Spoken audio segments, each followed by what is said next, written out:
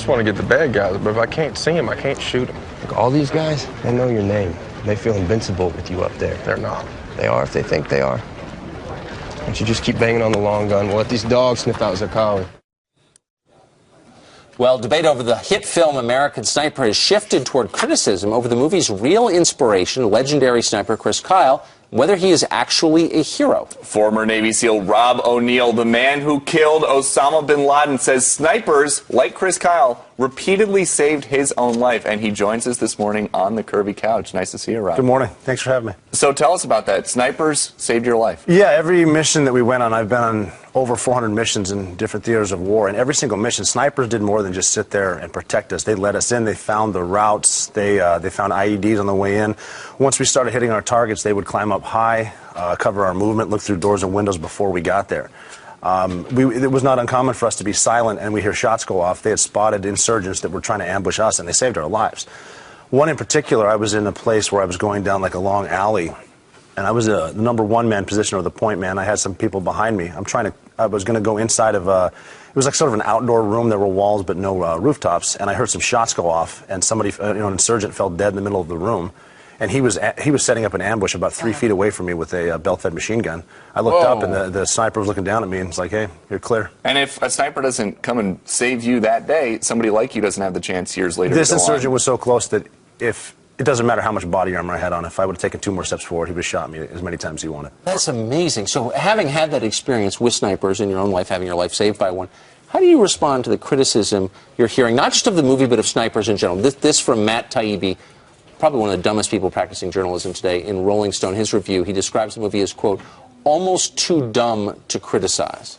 Well, I read his what he thought of the movie, and just based on some of the stuff he's written, he seems like he hates America. He hates Hollywood. He hates the left. He hates the right. And himself. He probably hates himself. For sure. So, I mean, yeah, he's a clever writer and he's entertaining, but he doesn't know anything about it. He's never been to war. He can't judge these people, and he barely knows movies.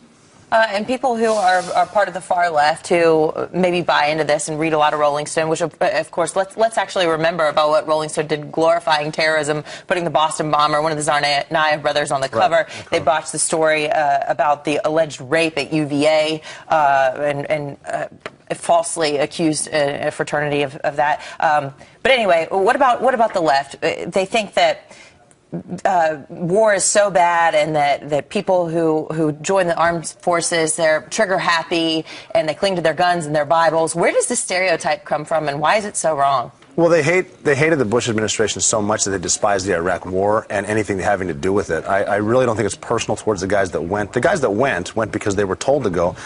And there comes a point when you're fighting, you're not fighting for politics. It comes to a point where you're fighting for the guy next to you. You're saving his life or her life. And that's just what it is. And I think that just because they weren't there, they associate it just with their political beliefs and not what's actually happening. They're kind of in a bubble out there.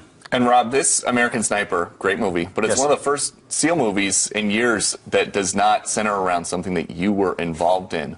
But Chris Kyle sent you something just before he died. It was pretty cool. He sent me a book, a signed copy of his book through a friend. And my initial reaction was, I'm not sure I want a book signed by another SEAL. And then I opened it and it said, great shot, Chris Kyle. And I was like, well, that's cool.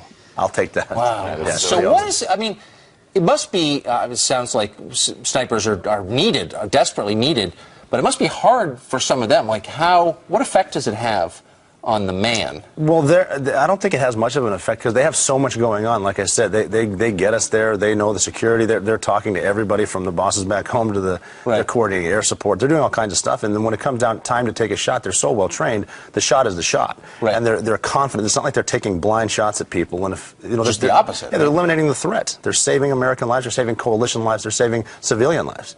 They're great people. And what does that mean to you as a SEAL going in on a mission and knowing that a sniper has your back? And what kind of confidence does that give you to do your job? The confidence goes right. When we were going, we would try to do it as quietly as we could. We didn't want to blow stuff up and let everyone know that we're there. But just to be walking in, you kind of get that adrenaline rush. You're about to go in the house. You hear a shot. And I remember just thinking, God, those guys are cool.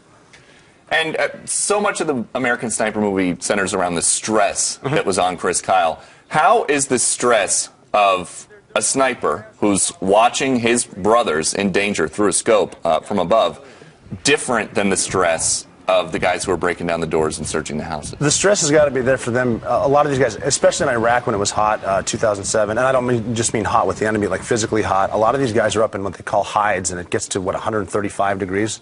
And they're up there, and they got to keep their eyes on the people moving. They have to take the shot, the precise shot, and they have to hit.